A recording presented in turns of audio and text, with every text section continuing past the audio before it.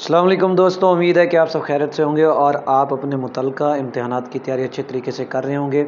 मैं हूं मोहम्मद इस्माइल और आप देख रहे हैं YouTube channel English for CSS and PMS। ठीक है, तो जैसा कि बहुत से लोग जो हैं वो हमारी सीरीज़ को फॉलो कर रहे हैं, पहले से वीडियो लेक्चर्स देख रहे हैं। अगर आप नए हैं यूट्यूब चैनल पर तो मैं आपसे कहूँगा कि आप जो है, अगर आप किसी कम्पिटिटिव एग्ज़ाम के स्टूडेंट हैं और इंग्लिश अच्छे से सीखना चाहते हैं तो ज़रूर आप जो है हमारे चैनल को सब्सक्राइब करें और जो है वो घंटी का बटन जो है वो दबाना मत भूलिएगा। ठीक है, नोटिफिकेशन को ऑल पे रखें ताकि जैसे ही हमारी कोई न्यू वीडियो अपलोड होती है तो आप तक सबसे पहले पहुंचे और आप जो है हमारी वीडियो से फ़ायदा उठा सकें। अच्छा, अगर वीडियो पसंद आती है तो उसके बाद आपने जो है ना वो ज़रूर और ज़रूर कमेंट सेक्शन में बताना है। अगर कोई चीज़ क्लियर नहीं होती, कोई टॉपिक में कोई चीज़ रह जाती है, तब भी आपने जो है ना कमेंट सेक्शन में ज़रूर बताना है ताकि हम जो है आपके कंसेप्ट को जो है वो क्लियर कर सकें। ठीक है, क्योंकि आपको पता है कि कंसेप्चुअल जब तक आप स्टडी नहीं करते तो उस वक्त जो है क्रैमिंग का कोई फ़ायदा नहीं है। ख़ास तौर पर किसी भी कम्पिटिटिव एग्ज़ाम में, अगर आप कम्पिटिटिव एग्ज़ाम में नहीं हैं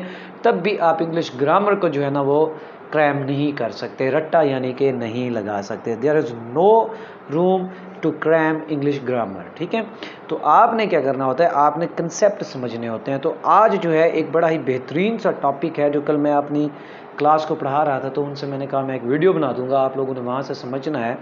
तो देखिए, एम्फेटिक और इंटेंसिव प्रोनाउंस। ठीक है, एम्फेटिक और इंटेंसिव प्रोनाउन जो है ना वो डियर स्टूडेंट्स वो देखने में तो सेम लगते हैं। ठीक है, यानी कि जो सेल्फ या सेल्व्स वाली फॉर्म होती है उसे हम एम्फेटिक या इंटेंसिव प्रोनाउन कहते हैं। ठीक है, लेकिन FPSC PPSC में जो है इसके फंक्शन को लेकर आपसे क्या करते हैं, वो मिस्टेक करवाते हैं या वो करेक्शन में आपसे पूछ लेते हैं, किसी न किसी तरह से जो है वो MCQs में पूछ लेते हैं कि ये अगर वो आपको एक सेंटेंस दे देता है, जैसे एग्जांपल से ही मैं ले लेता हूँ, the leader himself wrote the song, तो पूछेगा is it a relative pronoun, emphatic pronoun, reflexive pronoun, none of these. कुछ भी इस तरह का जो है MCQs बना के दे सकता है।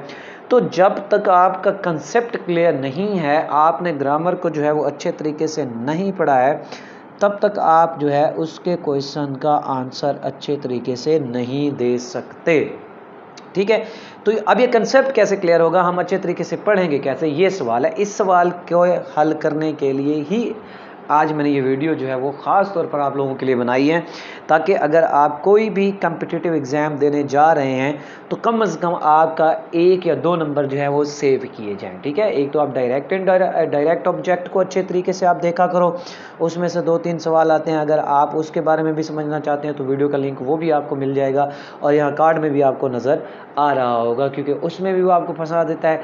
और उसके बाद एम्फेटिक और इंटेंसिव या रिफ्लेक्सिव प्रोनाउन में जो है ना वो भी आपको वहाँ पे वो क्या कर देता है, आपका क्या कर देता है, वहाँ पे कन्फ्यूजन पैदा कर देता है, जिसको समझने में आपसे क्या होती है, मिस्टेक होती है और आप जो है ना वो गलती कर बैठते हैं। तो नोट्स ज़रूर बनाइएगा, क्योंकि अगर आप नोट्स नहीं बनाएंगे, जस्ट आप ऐसे वीडियोस देख लेते हैं तो उसका भी फिर कोई फ़ायदा नहीं है। साथ साथ अपनी जो है ना वो कॉपी पेन से रखा करें, नोट्स बनाया करें, क्योंकि अगर आप नोट्स बनाएंगे तो फिर क्या होगा, आपका बहुत ज़्यादा फ़ायदा होगा। चले जी, तो चलते हैं हम अपनी वीडियो की तरफ। तो सबसे पहले जो है ना आप एम्फेटिक या इंटेंसिव प्रोनाउन को समझ लीजिए कि होता क्या है। ये दोनों नाम इसके लिए यूज़ करते हैं, एम्फेटिक और इंटेंसिव। तो अगर आप एम्फेटिक को देखें तो ये एम्फेसिस से निकला है, इंटेंसिव को देखें तो ये किसी चीज़ की शिद्दत के बारे में बताता है, यानी कि जब किसी चीज़ पर दबाव दिया जाए, प्रेशराइज्ड किया जाए, उस वक्त हम जो है क्या करते हैं, ये प्रोनाउन यूज़ करते हैं। और आपको पता है कि प्रोनाउन जो है हम नाउन की जगह पे यूज़ करते हैं। तो ज़रा डेफिनेशन को देखते हैं, डेफिनेशन को समझने की कोशिश करते हैं। वो कहते हैं an emphatic pronoun is used to emphasise the noun और pronoun which it refers to. ठीक है, तो किसी नाउन या प्रोनाउन जिसको हम क्या कर रहे होते हैं, ये रेफ़र कर रहा होता है एम्फेटिक प्रोनाउन, उसको एम्फसिस करने के लिए क्या है, इस्तेमाल किया जाता है। तो समझ तो गए होंगे आप, ज़रा इसको देखें। वो कहता है, इस स्टेटमेंट को देखें, the noun or pronoun which it refers to. Confusion यहाँ पे है कि यहाँ पे किस नाउन और किस प्रोनाउन की बात हो रही है। असल में जब आपका कोई सेंटेंस आप लिखते हैं तो उसमें आप सब्जेक्ट ज़रूर यूज़ करते हैं। तो किसी भी सेंटेंस का जो सब्जेक्ट होता है वो नाउन भी हो सकता है और प्रोनाउन भी हो सकता है। तो जिस भी सेंटेंस में अगर सेल्फ या सेल्फ वाली फॉर्म यूज़ हो रही हो तो आपने उसका सबसे पहले जो है वो सब्जेक्ट देखना है कि सब्जेक्ट क्या है, ठीक है। तो फिर आपने ये देखना है कि वो सेल्फ वाली फॉर्म जो है आया कि उसको एम्फसिस कर रही है या एम्फसिस नहीं कर रही। अगर तो एम्फसिस करती है तो फिर आपने क्या करना है, उसे क्या कह देना है, इंटेंसिव प्रोनाउन कह देना है। अगर वो एम्फसाइज नहीं कर रहा तो फिर आपने जो है उसको इंटेंसिव प्रोनाउन वो नहीं हो सकता, कुछ और होगा। तो मज़ीद एग्जाम्पल से भी इसको हम क्लियर करते हैं। अगली लाइन पढ़ते हैं जी। It usually follows immediately upon that noun और प्रोनाउन, यानी कि ये सब्जेक्ट अपने सब्जेक्ट के फ़ौरन बाद आ जाता है, या जिस नाउन या प्रोनाउन को ये मॉडिफाई कर रहा हो, सॉरी एम्फसाइज कर रहा हो, एक किस्म का मॉडिफाई भी कह सकते हैं, रेफरेंस दे रहा हो जिसका, तो उसके ये फ़ौरन बाद आता है। पहली चीज़ ये आपका जुगाड़ है। आपके पास क्या आ गया जी, तुक्का लगाने को एक बात आ गई। अगर आपके पीपीएससी एफपीएससी के पेपर में सवाल आ जाता है एमसीक्यूज टाइप की, आपने जो है ना क्या करना है, सर्च करना है कि ये एम्फेटिक है या जो है वो रिफ्लेक्सिव है। तो पहला तुक्का आपने ये लगाना है, आया कि उसके फ़ौरन बाद आ रहा है। अगर तो फ़ौरन बाद आ रहा है अपने सब्जेक्ट के, ठीक है, या उस नाउन या प्रोनाउन के जिसको ये रेफ़र कर रहा है, जिसका रेफरेंस दे रहा है, तो आपने आंखें बंद करके जो है ना वो एम्फेटिक और इंटेंसिव प्रोनाउन वाले ऑप्शन को जो है टिक कर लेना है। लेकिन रुकिएगा, वो कहता है ऑल दो it may also come at the end of the sentence, अगरचे ये किसी सेंटेंस के आखिर में भी आ सकता है। अब दो चीज़ें याद रखिए, ठीक है, या तो ये क्या आएगा, सब्जेक्ट के क्या आ जाएगा, फौरन बाद आ जाएगा, ठीक है, पहली चीज़, या फिर ये क्या आता है, end of a sentence, at the end पे आता है, ठीक है। तो ये क्या होता है फिर, रिफ्लेक्सिव एम्फेटिक प्रोनाउन होता है। लेकिन याद रखिएगा आपने कि ये एम्फसाइज ज़रूर कर रहा हो। अगर ये प्रेशराइज नहीं कर रहा होगा, एम्फसाइज नहीं कर रहा होगा, तब ये इंटेंसिव या एम्फेटिक प्रोनाउन नहीं होगा। तो पहले अगर हम एग्जांपल देखें तो मैंने समझा तो आपको पहले दिया है, द लीडर। देखिए हमारे पास जो है जी एक नाउन फ्रेज़ है जो सब्जेक्ट है, ठीक है, वो है द लीडर। अच्छा, द लीडर जो है, आप इसको लीडर को नाउन समझ लो, ठीक है। क्या उसके फ़ौरन बाद हिमसेल्फ वाली जो है वो ऑप्शन आ रही है या नहीं आ रही है?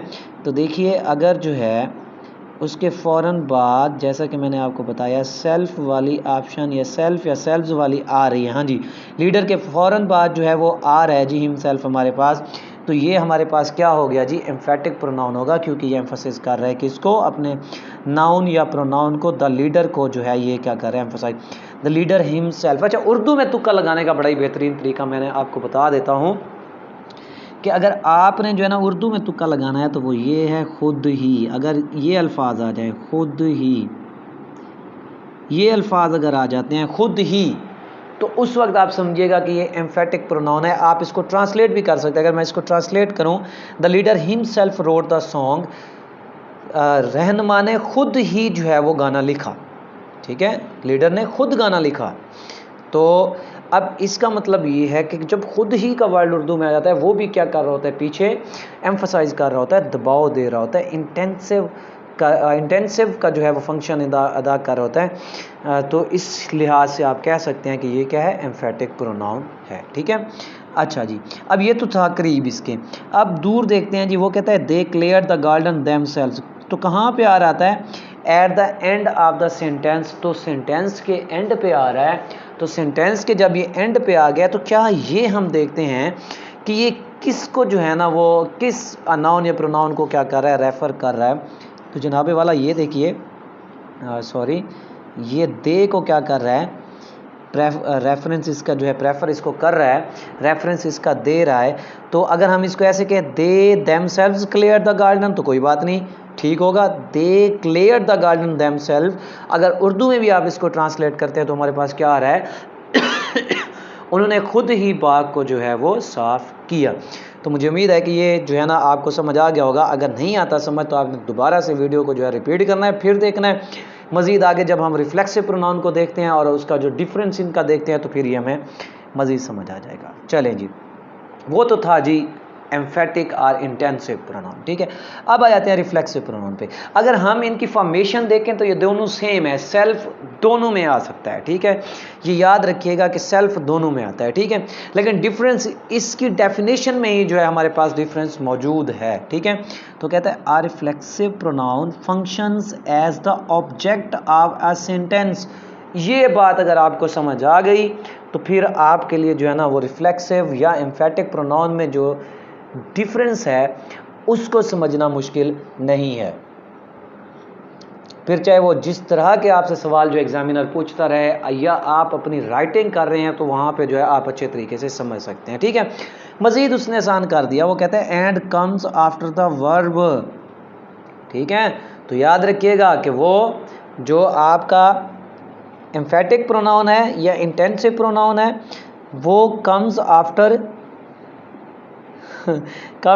Noun or pronoun. ठीक है, वो क्या आता है, नाउन या प्रोनाउन के जो है फौरन ही बाद आ जाता है। देखें ना, it usually follows immediately upon that noun or pronoun. ठीक है, तो ऐसी मुझे यही आई कि वो मैंने उर्दू का लफ्ज़ और चलें कोई बात नहीं। ठीक है, अच्छा, तो लेकिन रिफ्लेक्सिव प्रोनाउन में क्या है, वो क्या है ऑब्जेक्ट के तौर पे काम करता है। और आपको पता होना चाहिए कि ऑब्जेक्ट क्या होता है। ऑब्जेक्ट हमेशा वर्ब के बाद इस्तेमाल होता है। ठीक है, but it refers to the noun और pronoun which is the subject. लेकिन इसका काम भी वही है, जो वो एम्फसाइज कर देता है नाउन या प्रोनाउन को, और ये क्या कर देता है, ये भी उसका जो है रेफरेंस देता है। ठीक है, in a sentence with a reflexive pronoun the subject and the object are the same person. हाँ, दूसरी बात ये याद रखिएगा कि किसी भी सेंटेंस का जो है जब आप क्या यूज़ करते हैं, आप रिफ्लेक्सिव प्रोनाउन यूज़ करते हैं तो सब्जेक्ट और ऑब्जेक्ट जो है ना वो सेम होगा। ठीक है, अगर हम पीछे चलते हैं, चले डिफरेंस में इसको डिटेल से पढ़ लेते हैं। एग्जांपल्स हैं, द बॉय टोल्ड हिमसेल्फ। अब आपका जो रिफ्लेक्सिव प्रोनाउन आ रहा है वो ये मौजूद है हिमसेल्फ। तो क्या आप देख लें हिमसेल्फ क्या है, ये किसके बाद है, वर्ब प्लस सेल्फ फॉर्म। ठीक है, तो क्या ये वर्ब के बाद आ रहा है जी, तो पहले हमारे पास क्या है मौजूद है वर्ब। अगर हम नाउन या प्रोनाउन देखो तो वो ये है द बॉय। अगर ये द बॉय के बाद आ जाता तो ये इंटेंसिव बन जाना था, लेकिन वर्ब के बाद आ रहा है तो ये क्या है, रिफ्लेक्सिव प्रोनाउन है। इसी तरह शी स्कॉल्डेड हर सेल्फ। अब देखें ये हमारे पास क्या है, वर्ब है, और ये फिर वर्ब के चूंकि क्या आ रहा है, बाद में आ रहा है, ये वर्ब है, और ये हमारे पास क्या हो गया है जी, रिफ्लेक्सिव प्रोनाउन आ गया है जी। क्या आ गया है, reflexive pronoun for being so lazy. ठीक है, तो उम्मीद है यहाँ तक समझ आ गया। अगर नहीं आई तो आइए जी जनाब, यहाँ पे हम समझा देते हैं आपको बड़े अच्छे तरीके से। देखिए पहली चीज़ ये थी जो सेम थी। अब ये देखिए द बॉय टोल्ड हिमसेल्फ, उन्हीं एग्जाम्पल्स को सेम मैंने यहाँ पे कॉपी कर दी हैं जी। वर्ब है ये हमारे पास, देखें द बॉय हमारे पास क्या है, हम इसका स्ट्रक्चर देख लेते हैं। The boy subject, told subject के बाद क्या आया हुआ है, वर्ब, हिमसेल्फ प्लस क्या आया हुआ है जी हमारे पास, ये सेल्फ फॉर्म। ठीक है, टू वर्क हार्ड प्लस हमारे पास आया हुआ है जी ऑब्जेक्ट। ठीक है, इसी तरह अगर नीचे वाले को आप देखें, इस सेंटेंस को देखें तो ये भी सेम इसी स्ट्रक्चर से क्या कर रहा है, बिलोंग कर रहा है। अब आ जाते हैं इन दो की तरफ। ठीक है, तो पहले को अगर हम देख लेते हैं तो द लीडर हमारे पास क्या है जी, सब्जेक्ट प्लस हिमसेल्फ हमारे पास जी सेल्फ वाली फॉर्म आ गई। सेम मैं इसको ज़रा एनालाइज कर रहा हूँ ताकि आप लोगों को जो है ये अच्छे से समझ आ जाए। रोट क्या है जी हमारे पास, क्या आ गया जी, वर्ब। द सॉन्ग हमारे पास आ गया जी ऑब्जेक्ट। ठीक है,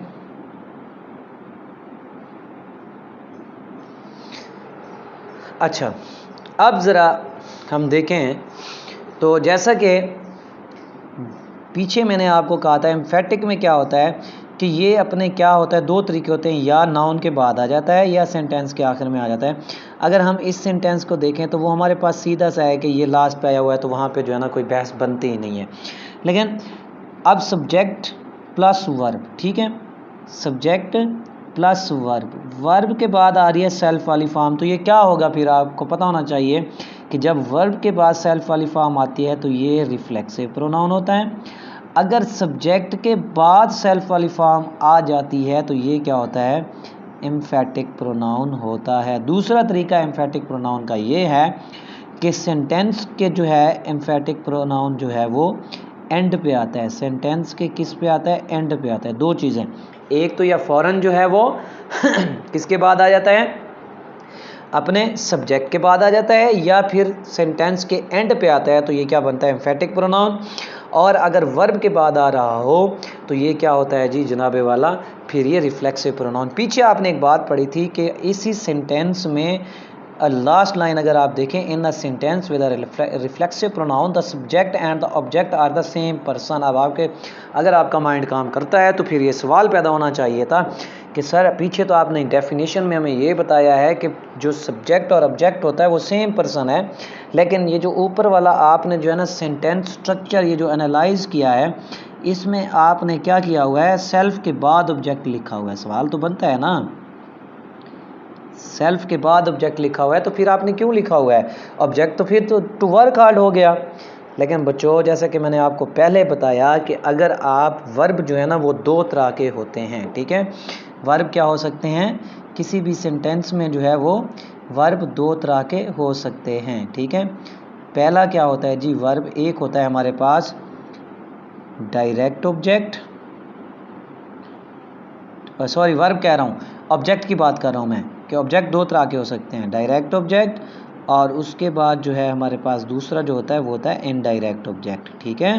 तो यहाँ पे जो है ये सेल्फ एक ऑब्जेक्ट है और या टू वर्क हार्ड जो है ये दूसरा ऑब्जेक्ट है। अब डायरेक्ट कौन सा है, इनडायरेक्ट कौन सा है, वो आप इनडायरेक्ट और डायरेक्ट वाली जो है वीडियो देखेंगे तो आपको जो ये बड़े अच्छे तरीके से समझ आ जाएगा। तो उम्मीद है कि ये टॉपिक आपको बड़े अच्छे तरीके से समझ आ गया होगा। एक दफ़ा फिर कहूँगा कि direct object, indirect object, emphatic pronoun और रिफ्लेक्सिव प्रोनाउन जो है ना ये आपको कंफ्यूज ज़रूर करेंगे आपके एग्ज़ाम में, और इसमें से जो है वो सवाल ज़रूर बन के आता है। तो आपने जो है ना इसको किसी भी तरह से मिस नहीं करना है। चलें जी, वीडियो देखने के लिए बहुत शुक्रिया। अगर वीडियो अच्छी लगी हो, आप नए हो चैनल पे तो बगैर सब्सक्राइब किए आपने जाना नहीं है। कमेंट में आपने ज़रूर बताना है कमेंट में कि आपको वीडियो कैसी लगी, कुछ समझ भी आई या नहीं आई, और आपने जो है लाइक भी ज़रूर करना है। अगर दिल माने तो इसको दूसरे दोस्तों के साथ शेयर भी कर देना है ताकि बाकियों का भी फ़ायदा हो जाए। दुआओं में याद रखिएगा। अल्लाह हाफिज़। पाकिस्तान जिंदाबाद।